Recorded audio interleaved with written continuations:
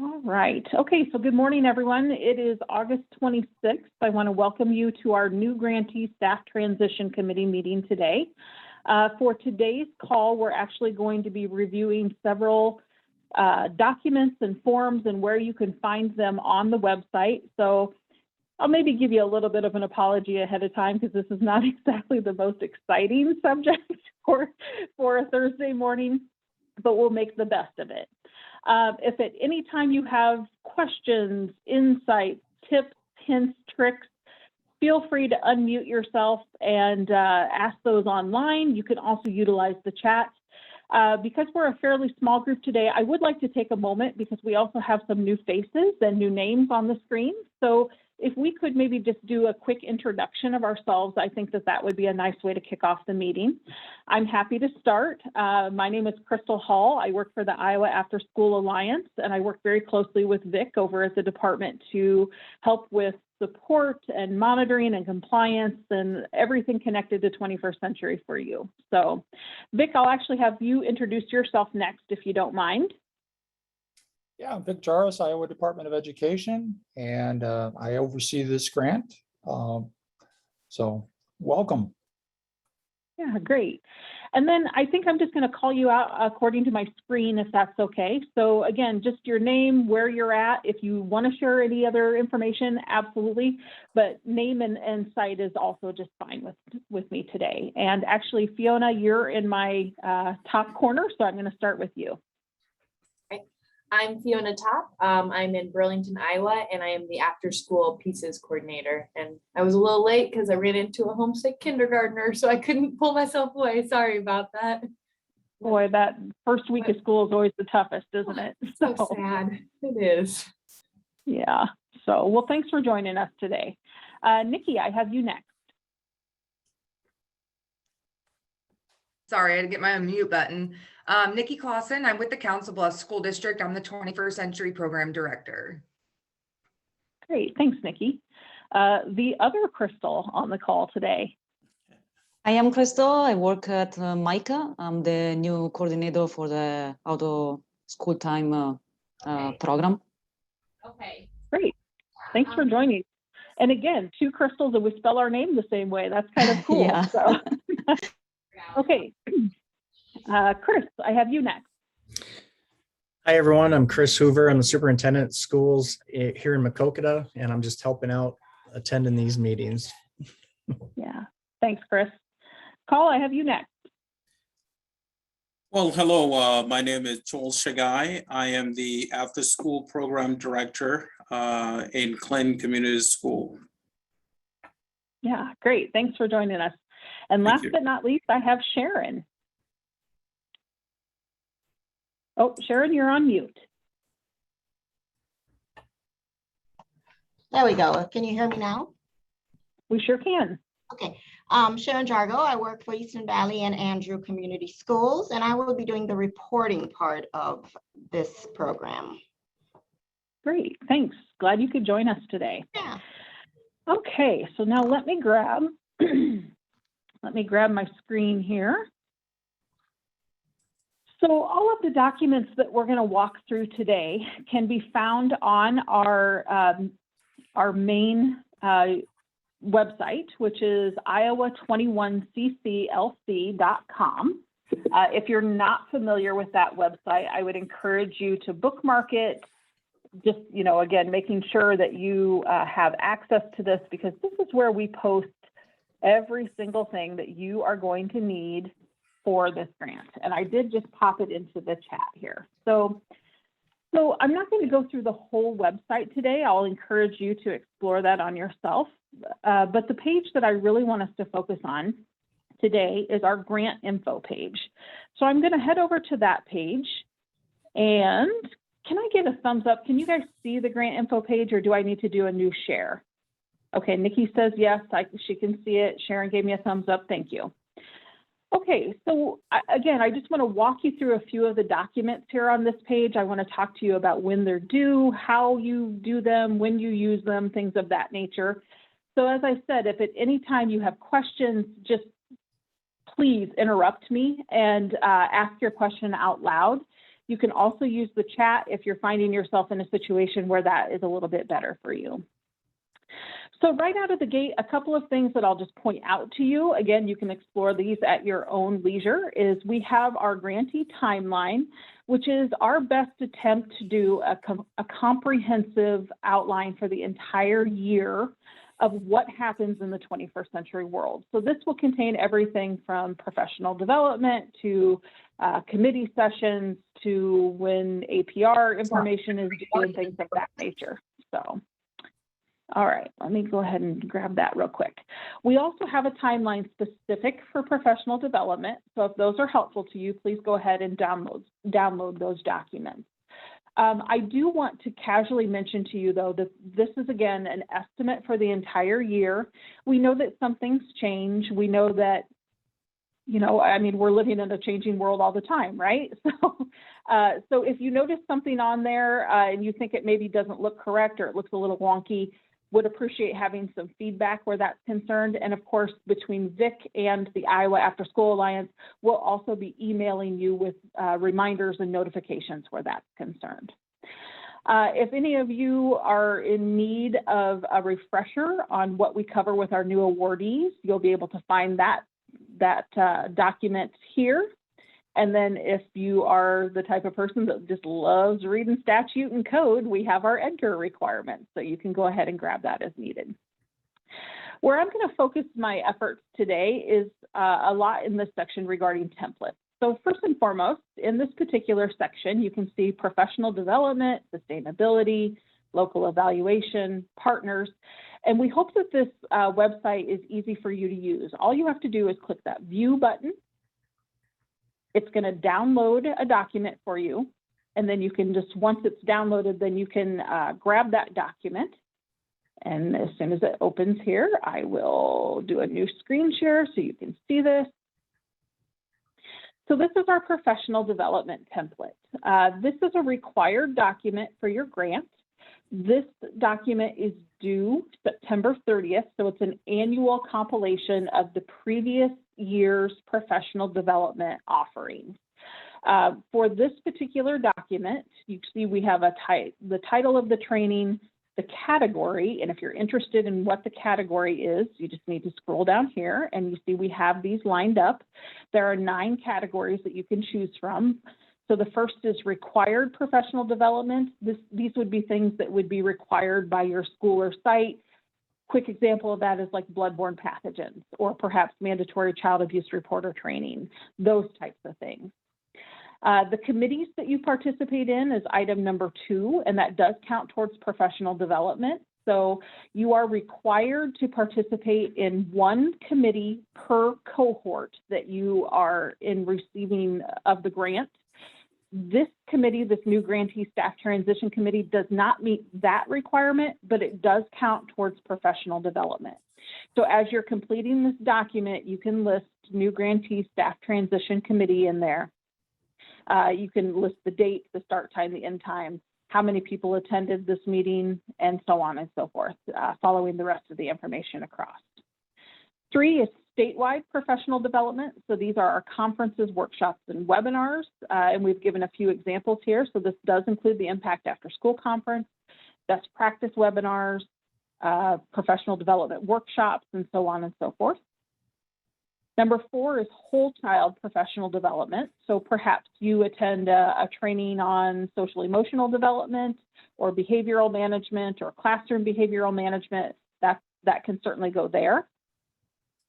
Family engagement is anything connected to the support that you provide to families. So this might be your local community college talking about their adult HiSET program or something of that nature.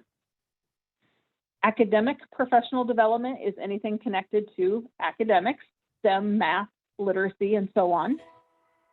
We have a category for enrichment professional development, which would be anything from physical education to music to chess to anything that you add as an addition at your program site to help develop that child and have their growth indicated.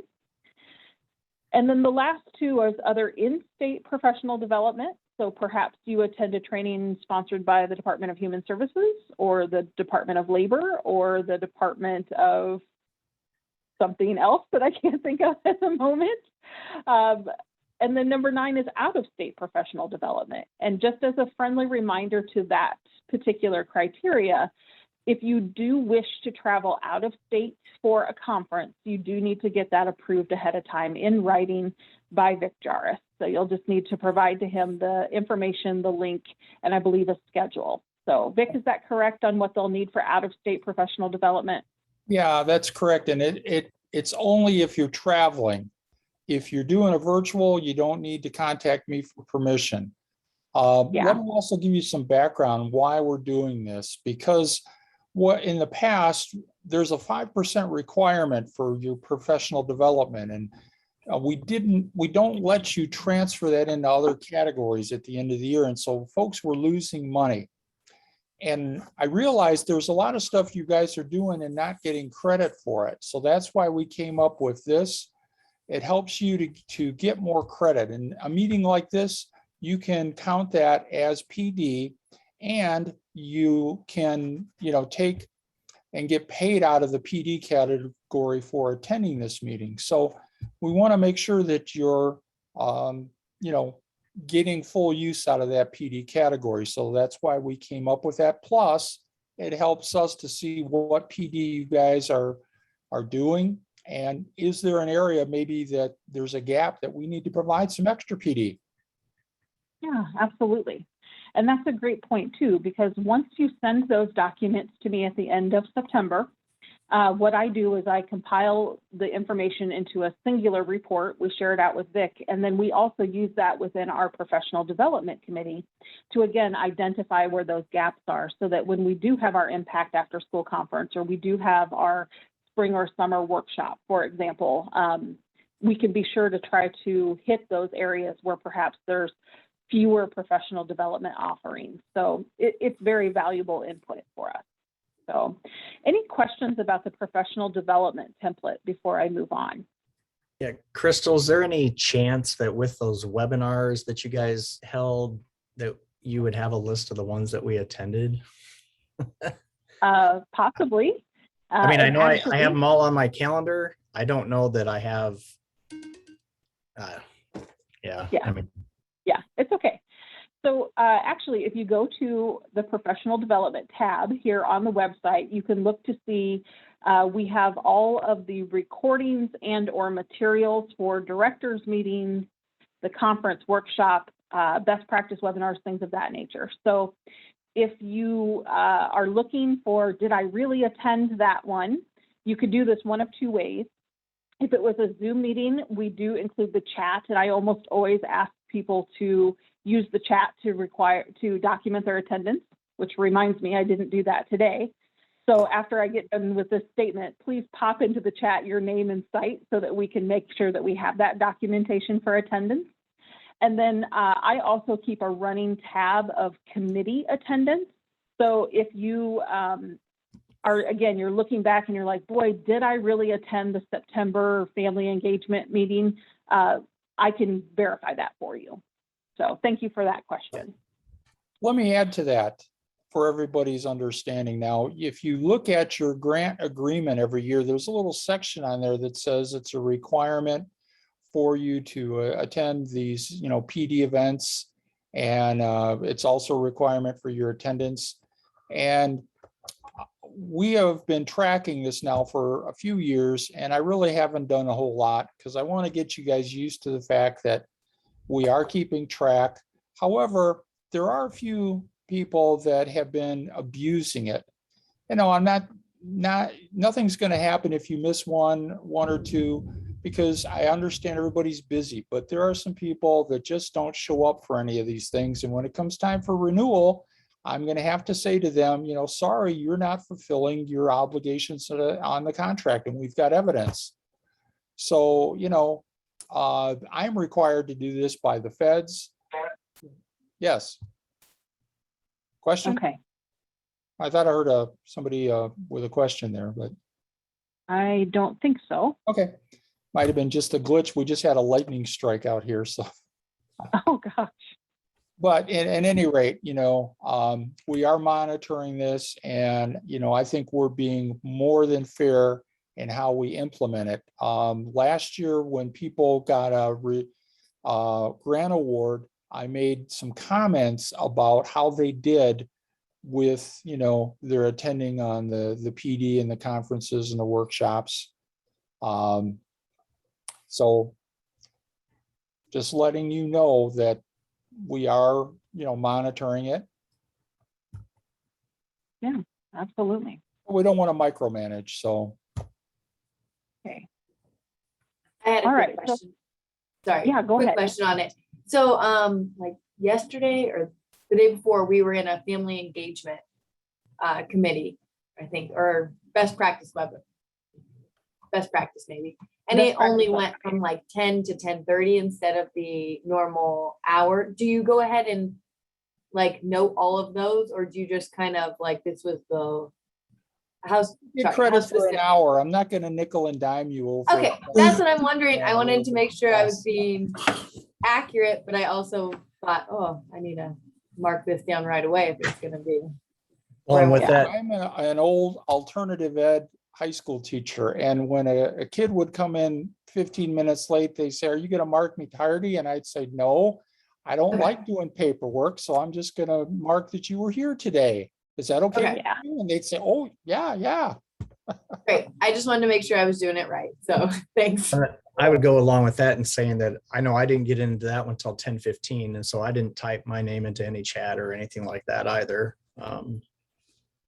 So that's Okay. why I'm kind of having a hard time keeping track of what I've been to, what I haven't, and Yeah. So to that point, I might make a suggestion. Again, back in the day when I was running program, I would actually hold a staff meeting monthly.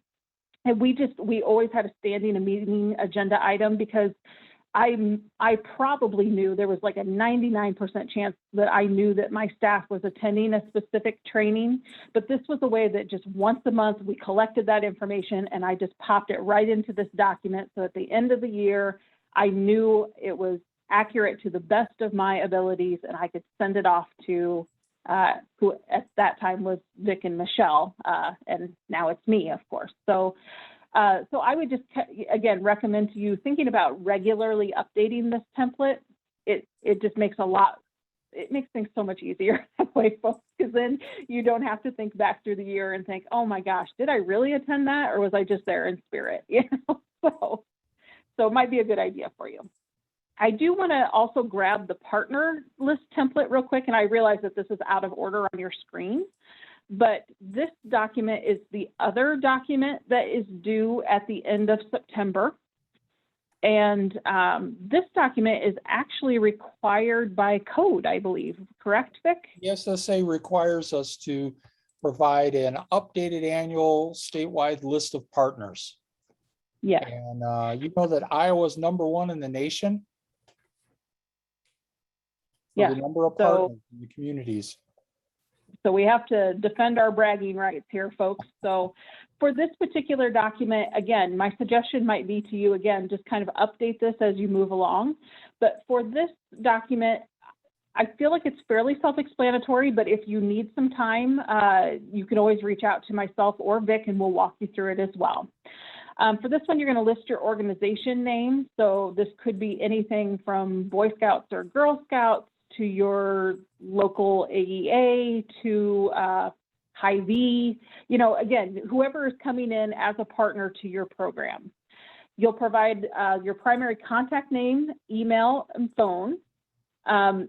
Geographic areas that are served. For this one, I think we prefer, you have the choice of saying local, region, or state, and list those as it makes sense, because some of your providers are just local, like your local Kiwanis Club, but perhaps you also utilize a regional provider, so indicate that as such. And then the activities that provided, check all that apply. So if you have the Kiwanis who come in and do tutoring, you're going to put an X in that box. If they also do other enrichments, or maybe they do some art, music, and drama, in theory, you could have multiple boxes checked for each of your providers. So this is, again, just a way for you to indicate who is doing what for you at your site. And then again, this document should be saved and sent to myself by September 30th. And then we will compile this all into one main document that is then shared with Vic so that he can inform the federal government that our requirement has been met. But then this is also posted on our website so that if any of you are thinking to yourselves, geez, I really need somebody to come do chests for us, who might be that person? You'll be able to pull up this partner list and look for the provider near you or in your area that provides that chest requirement or component. Any questions about the partner list? You know, I put a few partners in there too. I think I put about 30 statewide partners in there, like IPTV. If you partner with them, they have the ability to send a trainer to your site to provide the PBS after-school curriculum. Yeah, very cool partner. Mhm. The State Library Association, I think, is also on that list too, because yes. again, they do some really good work there. So, all right, questions about partners? Here's So another one. friendly reminder. How many people Sorry. have a dentist in their town?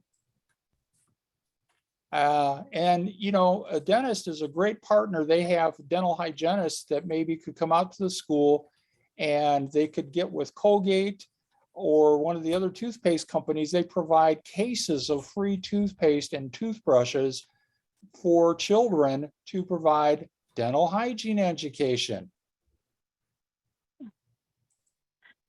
So yeah, that's a great example. Also, I will also say too that if you have virtual partners, particularly from this kind of pandemic world that we're living in, virtual partners should also be listed on this page as well. So if you have somebody who maybe did reading with kids over Zoom or something, be sure to include them.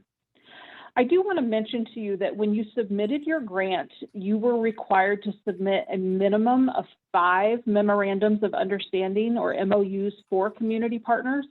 It is the expectation of the grant that you grow that number over the course of your offering. So most of you are in your, maybe second, third, or whatever number of years in this grant. So your level, your number of partners should be in line with the growth that we expect for that. So, all right, questions about community partners? I have a question, but it's not about community partners. It's going back to the PD one.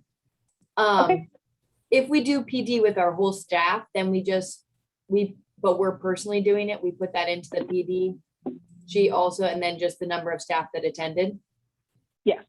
And I know it has like, you mark like hourly or salary, but if it's a staff training, that would vary depending upon the staff. So do you just do like what the greatest number are? Vic, do you have suggestions on that? Well, you may have to list the, if you're providing that PD and you're on salary, you would list yourself separately from the people that are on hourly. Maybe you've got, 15 people on hourly that are attending that training and you've got one person on salary delivering the training. Mm-hmm. Okay. And that's important for your claim spreadsheet because you can, on your claim spreadsheet, then get paid for delivering that PD. Okay.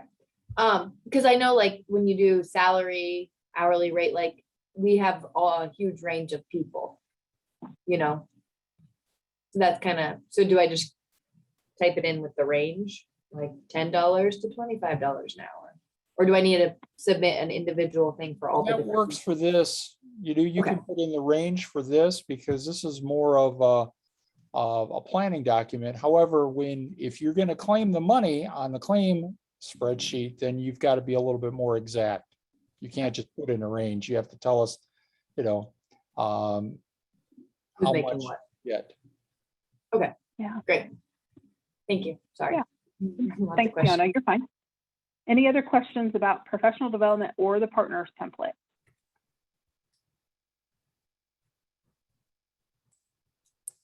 Okay. So I'm not going to download every single document that's on this page, but I do want to reference these documents for your information. However, if there is something that you're like, Crystal, please open that, I want to take a look at that, let me know and we can do that too. I want to be respectful of people's time today. So other templates that we have in this particular section are the sustainability plan template. Now, this was a document that was submitted as a part of your RFA. So you should be able at some point to go back to your application and take a look at this. This document, I would also recommend to you, could be used for your sustainability planning that you're doing throughout the process of the grant. Most of you either should have or have a designated team that kind of works towards moving the grant forward, progressing the outcomes that you hope to achieve by the end of the grant. And this document can be very helpful with that. It's also a way that you can think about those community partners and the contributions that they provide. So whether that's cash value, in-kind value, materials, supplies, things of that nature, it allows you to be able to document those types of things. Now, this document is important because when it does come time for your site visit, this is a document that Vic will be requesting to see. So it is something that, again, you'll want to continue to develop and grow as you move through your grant process.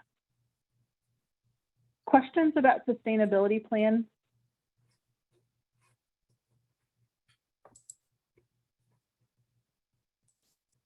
Okay, I'm going to move on to the local evaluation template. This template is the same from last year. So the form is here and available for you to download. This is the document that you'll be working with your local evaluator on to tell your story, to tell us, the successes and barriers that you've faced for your grant. It's a way that you can report out on all that wonderful data you put into the APR system, but it's also a way for you to provide that anecdotal evidence or data to, again, better tell your story about the impact that you're making with kids. The local evaluation document is due November 30th, but we do know that many of you are kind of at the mercy of when your data is made available. So if you require an extension is a very easy thing to get. It simply requires communicating with Vic through email. And if you request an extension, he'll respond with what I consider to be a very generous extension date. So Vic, what else would you like to say regarding local evaluation? Well, the local evaluation is a good way for you to get feedback on how your program's doing from an outside observer, the evaluator, and you should use that feedback for quality improvement. Another thing that we notice sometimes is that people tend to go overboard on the local measures. You don't need to have 30 measures on there. 5 is sufficient, because we've already got those federal measures that are required. But if you wanted to provide some other measure that at the local level, that's fine too. And it's easy to change those local measures, but you do have to get an approval. And every once in a while, we'll be reading those local evaluations. I actually read, and it was over 2,000 pages in 2020. But I take over the winter and I work with the state evaluators, and we read all that. And sometimes I'll say, oh my gosh, look at these local measures. Their evaluator is reporting that they could not measure them. And I'm looking at it and I says, no wonder, look how it's written.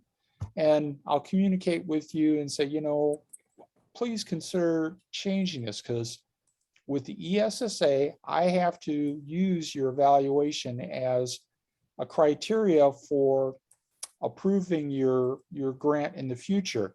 It's not the only criteria, but it is one of those criteria. So, I like you to have the best possible outcomes. Plus, you're required by statute to post that evaluation on your local webpage so that your community can see how you're doing as a program. It's one of those, we're a very transparent program here. We have All these documents are available online, and we want to also have transparency extend into your communities. So this is a great tool, I think, for getting community support. And our evaluation is geared not to inform other evaluators who go into infinite levels of statistical analysis, but to be straightforward with data and descriptions about, are the kids improving? And even the new GEPRA measures are based on improvement rather than proficiency. So I think we're in a good place. Yeah. One more thing I would say about a local evaluation document is that in early October, we will be having a training for the local evaluators, and oftentimes site directors participate in that call as well.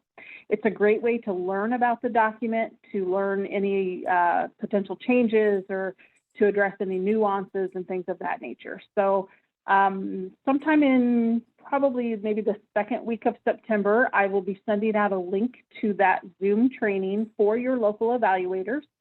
And then we will also let the program directors know about that meeting as well. Questions about sustainability or local evaluation? Let me just say that your local evaluator can email directly to our state evaluators if they have a question. Maybe they're having a problem with, calculating something in there. As far as I know, we're the only state that offers that support for your local evaluators. So trying to do things Iowa nice. Yeah. Is that evaluation done every year? Every year. But it's 1 year behind.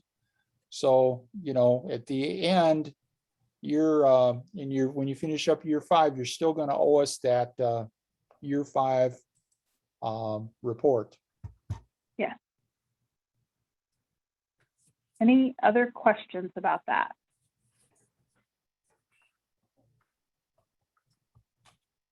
Okay. There are 2 other templates in this section that I'll just draw your attention to. This is our data sharing agreement. Our evaluation committee worked towards putting this document together for anybody, particularly for community-based partners who are looking to access data from their local school district that they're working with. This is just a nice little template that you can use to put those agreements in place if that's needed or interesting to you.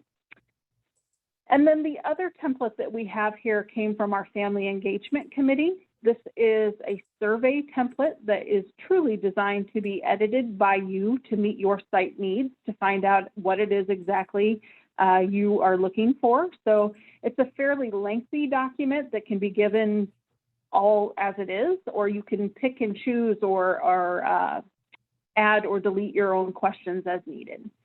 So those are the other templates on the website page here.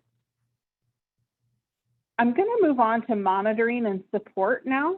These are our comprehensive documents that you can find here. And there's two things. So the first thing that I'd like to show you is the instructions.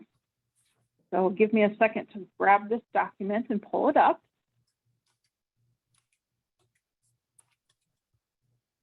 Okay. So when you were awarded your funds, you agreed to participate in a comprehensive site visit at the end of year 3. Now, obviously, we also touch base with you along the way. So we don't just say, here's some money, good luck, see you in 3 years. But this is a way that we can do some of those compliance checks and monitoring for you so that you would be able to receive an additional 2 years of funding at a 25% reduction. This visit is done by Vic in person or potentially virtually, depending upon the world that we're living in now. So, okay, Chris has a question in the chat. All of the documents that you shared with us, which ones are required? So let me take a mini timeout and go back and say the professional development template and the community partnership template are due September 30th by email to me. And then I compile that data and send to Vic. The local evaluation document is due November 30th, and that should be sent to Vic and myself so that But if you need an extension on that, you just simply need to email that request to Vic to be able to get those. Those are required. The sustainability template will be asked to be seen at your comprehensive site visit, which is the document that we have on the screen right now. Vic will want to have some evidence that you're working towards sustainability. So when your grant ends, you have partners and or funding in place to continue the work that you've started with the kids. Yep. We'll have a meeting too to verify that you've got partners, a partner meeting, and hopefully the partners that appear at your meeting will also be on the sustainability form. Yeah. The other documents in that template section are designed to be helpful to you. They are not required. So, and again, Chris or anybody, if you are getting into something and you're like, oh, I forgot what this is, never hesitate to email me, call me, text me, whatever. I'll be happy to walk you through that. You know, Crystal, is there a possibility that we could take these and put a little star by the ones that are required? Just so in the future, you know, we won't have to answer that question again? Possibly. I'll work with Hannah, our web designer, to see if there's a way to distinguish those. And then Sharon, your question about can we send the information about what is required in due dates? That is actually in the grantee timeline document that was at the top of that page. So I would recommend that you download that. And then again, we do send those emails and reminders along the way. So the email regarding the community partnership and professional development template would have gone out to your site director. So you might want to check with Micah to see if he got that, but I'll make a note to forward it to you as well. So let me grab that note real quick.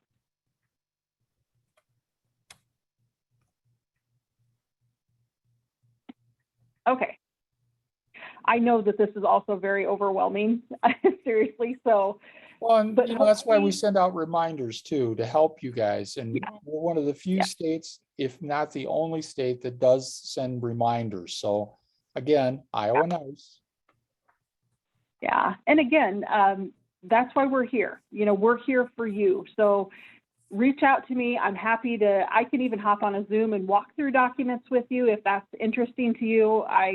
I am available to you for those types of things. That's really my role with this whole process, is to help. So what you're looking at on screen here is what's going to take place in year 3 of your grant. This is everything that Vic is going to go through with you at that site visit, whether it be in person or virtual, is to be determined based on, you know, restrictions and the pandemic and everything else. So he's going to want to look at your sustainability plan. He's going to have a meeting with your program and school administrators. They'll review the attendance data, the student achievement data. He's going to want to meet with your finance person.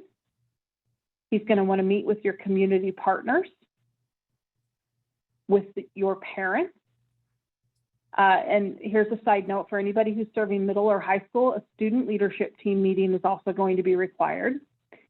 He'll also want to meet with your program staff and then program administration. And we have this lovely little list here of everything that you're going to need to gather for that meeting. When your site visit is required, Vic will contact you, and this document will be shared with you again. He gives you some time to prepare for this. It's not like, oh, by the way, I'm coming tomorrow, that type of thing, you know. So you'll be able to have this information, have it ready. Vic, how long on average would you say you give people notification for a site visit? Well, it's not like I'm telling you I'm coming out in 2 weeks. What I do is I say, you're on my list for a comprehensive site visit, and let's work out a date that works for you. Because I have a little bit more flexibility. However, it's first come, first served. You may say that you want me to come out, you know, the week of April 7th. And I say, well, I'm sorry, but this other district has already reserved that. Let's look for another, you know, another couple of days. So eventually, though, we do come up with a date that works, and we'll set it up. So you always have a little bit of flexibility there. I do visits in the fall and in the spring. In the wintertime, I'm reading evaluations. Yeah. So again, I know this can look a little bit intimidating, a little bit scary. I'm thinking back to, again, when I ran programming, I think, Vic, by the time we picked a date, I want to say we had almost a full month to prepare. So I think that that was probably a pretty good thing.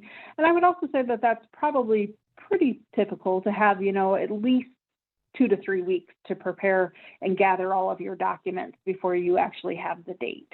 So, well, not only that, we have these publicly posted on the department website and on the Iowa Alliance website here. And, you know, we're not trying to ding anybody. We want you to know what's expected. And you've got 3 years really to get ready because if you're a new grantee with a new award, so that's pretty good amount of time to be prepared for this. yeah. So in addition to that instruction document, this is actually what Vic is going to be using when he evaluates you or when he scores you. And again, this was a part of your RFA. It's in the instruction packet. So hopefully this isn't like amazingly new to people. But you can see here that he'll rate you on a score of exceeds, meets, progress towards, or does not meet. And then if needed, there'll be a section over here for an improvement plan or a timeline. So again, when I was running a program, I think there was a piece of documentation that I didn't readily have. In this particular box, I think Vic said, you know, can you get this to me by the 30th or whatever? And I think I got it to him that very day or maybe even the next night, you know, but again, this is a way that you can look at this so you can prepare yourself to know what he is going to be looking for when he comes out to visit you in your site. Now, this is all aligned with the federal statute. So it's designed to get you on track to run a good quality program. That's why it's embedded in the application so that from day one, you're familiar with expectations.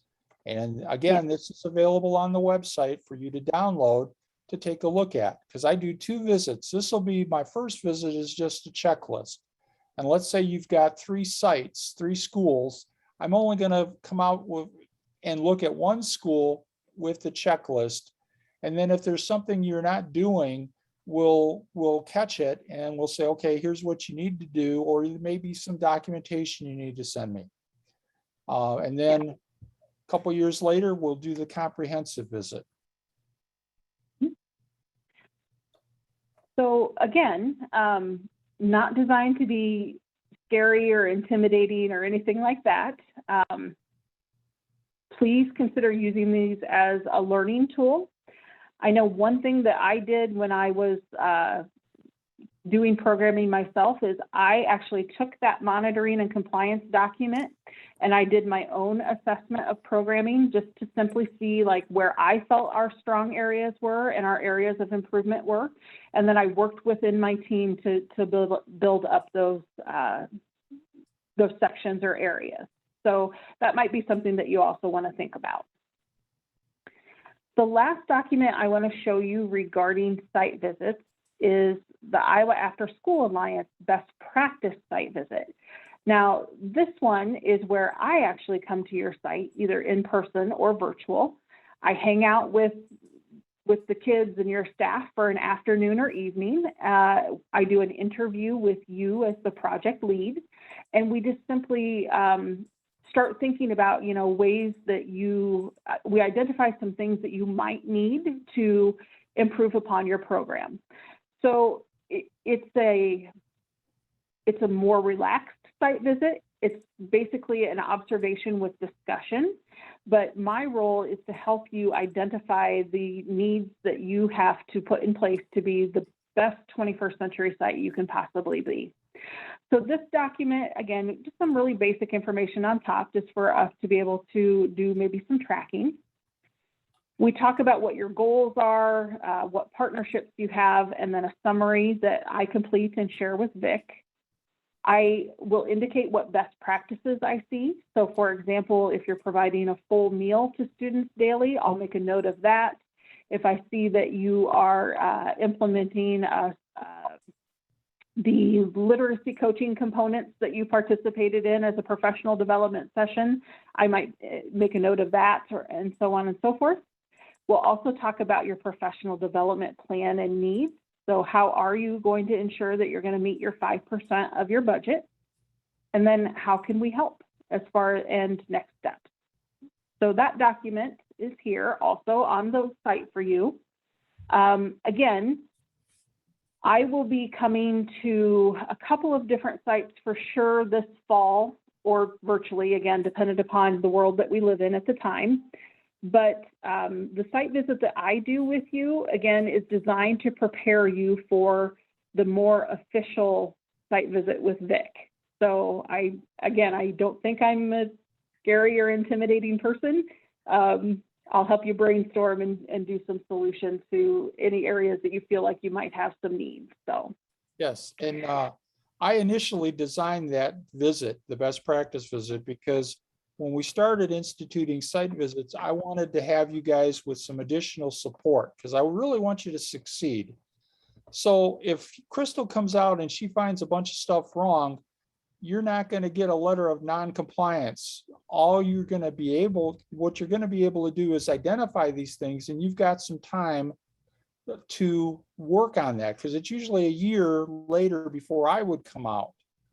So, we want to address these problems early and fix them so that you're doing well, because everything is tied to the federal statutes. So, absolutely. Yep. I would also There's no throw out extra that my charge for visit, that. It's all free. my visit, my visit can be also just a nice way to brainstorm as well. So if you're thinking about implementing a certain type of program, bounce your ideas off me. I'll give you whatever input I can and provide some support and examples from across the network. So, okay, so questions about site visits, monitoring documents, any of these templates?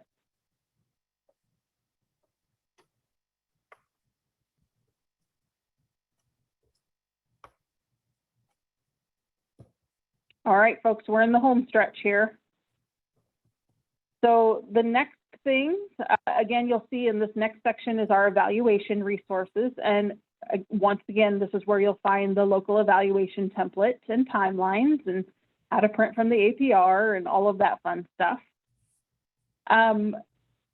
These tools in this particular line, so the APR data collection spreadsheet are designed to be downloaded by you and used in a way that when it comes time for you to upload your information into the APR system, you have it all collected in one place. So feel free to use that information and use these templates as needed.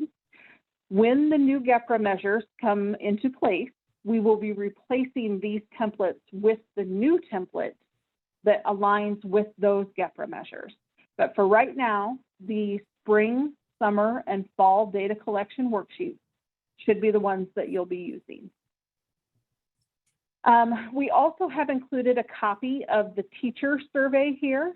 For right now, that is information that is requested in the APR system. This can be done annually.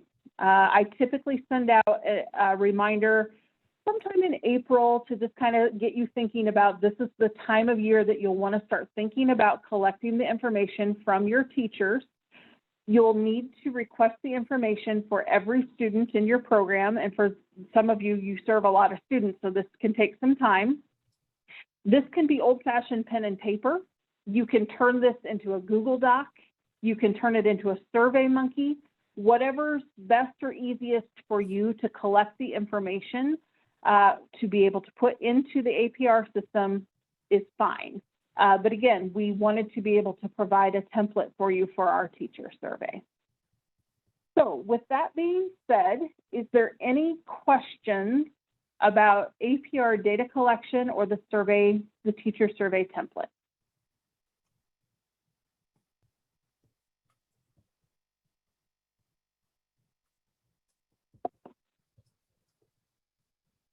I have a chat here. Is there a deadline that the program needs to start? Vic, do you want to take this one? Well, we like that you would start at the beginning of the school year with your programs. Keep in mind, while we don't impose a strict deadline, we also will not reimburse you unless you are serving students. So when you put in your claim, if you haven't run your program in the 3 months, you're not going to be able to claim expenses. So if you start a month late, you're also going to have 1 month without being able to claim expenses.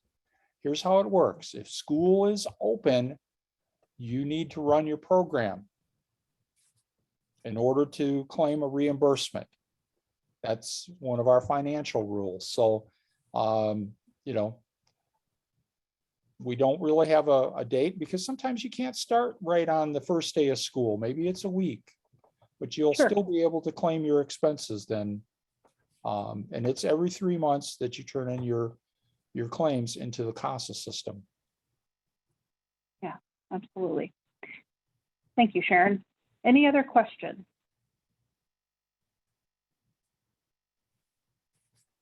Okay, a couple other things on this particular page of the website. We have online videos regarding local evaluation that are here and a guide that you can access or your local evaluator can access, and they do have access to these. This has been shared with them. This is the local evaluator training from last year. As I mentioned, we will be doing the next evaluator training in October, so we'll replace this information once that event has happened. We do have a list of local evaluators who are open to additional work. You know, if you find that your local evaluator is perhaps not able to meet whatever requirements you've asked of them, you might want to consider looking at this list to find a new evaluator. That's entirely at your discretion. And then our next section goes into budget.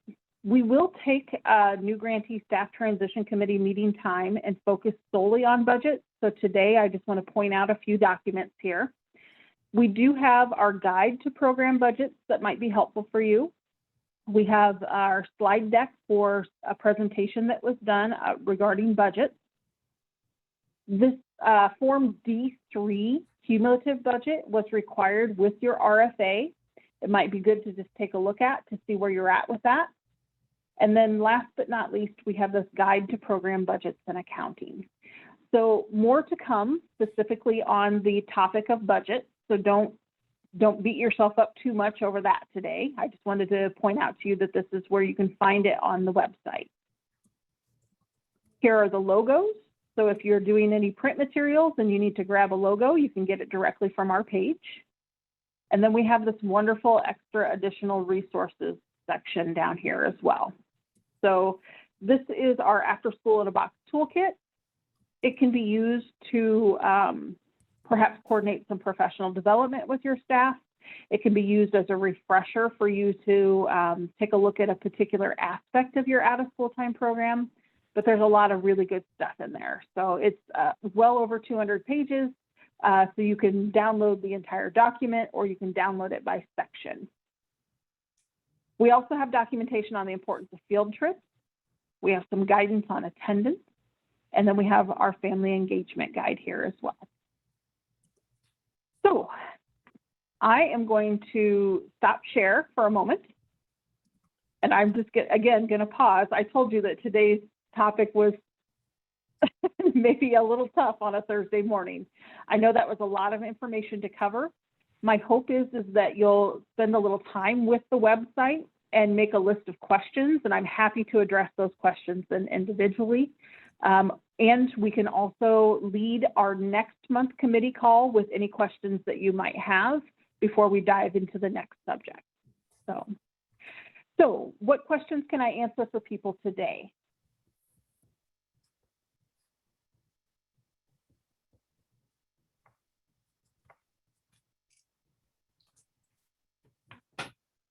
I've probably blown all of your minds, haven't I? Sharon just smiles. So, okay, So again, we're coming up upon our hour. I want to thank everybody for your time today. I'll remind you once again, I'm here for you in any way you need me to be here for you. You have my email. Within my email signature line is also my cell phone. As you can see, I'm still doing some work from home. So my cell phone is almost always the best way to reach me. You can text, call, email, however you need to get a hold of me is fine. And again, I am available to you if you want to hop on a Zoom. We can do a little screen sharing. I'm happy to walk you through some things, or just answer questions over the phone, whatever is going to be best needed by you. So, Well, any Ms. other Linda, thoughts, Vic? you can email me, and I have 2 phone numbers that you can reach me on, my office phone and my cell phone. And if I'm not in the office, my office phone will ring on my cell phone. Just don't text me. I don't care. I'm not a big fan of text messaging. So, but I will, most cases I will answer my phone. I might have to call you back if I couldn't make it to the phone in time to answer it, but you will get a response from me surprisingly quick. Okay, any questions before we wrap up then? Oh, All I have right. a thing. Oh. Please, everybody, if you're new, make sure that you send Crystal your cell phone and email. And I just got a new phone and I lost some of my contact information. I've been rebuilding my list of people.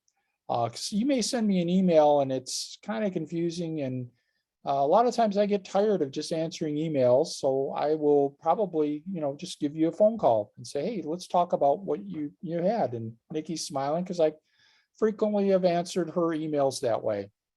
It's just, sometimes it's nice to hear a human voice instead of just getting these messages coming in. Yeah, absolutely. Okay, well, thank you, everyone. Have a good rest of your day. This recording will be on the website as well under the committees tab. If you look to the new grantee staff transition section of that page, the recording will be up either later today or first thing tomorrow. Sometimes it takes a little bit of time to download and upload. And again, good luck. I know you guys are going to have a great school year. Let me know how I can be helpful to you, and have a great day.